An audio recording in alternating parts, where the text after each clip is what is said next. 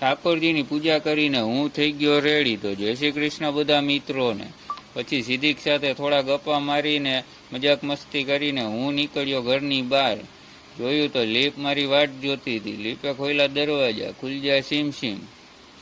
ત્યાં ખૂણામાંથી કોકની રાયડું સંભળાણી. જોયું તો ત્યાં તો પડી હતી 3-4 દૂધની કોથળીઓ. વિચારતો હતો કે અહીંયા કોણ દૂધ મૂકતું છે. ત્યાં વળી લીપે મને ધક્કો મારીને લીપની બહાર કાઢી મૂક્યો.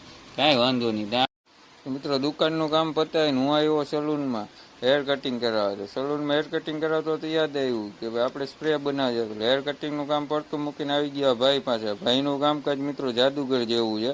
તમે જે અમારે જેવી કંપનીનો જેવી ફ્રેગ્રન્સવાળો સ્મેલવાળો સ્પ્રે જોતો ને એવા ભાઈ બનાવી દે. 5 મિનિટ થઈ.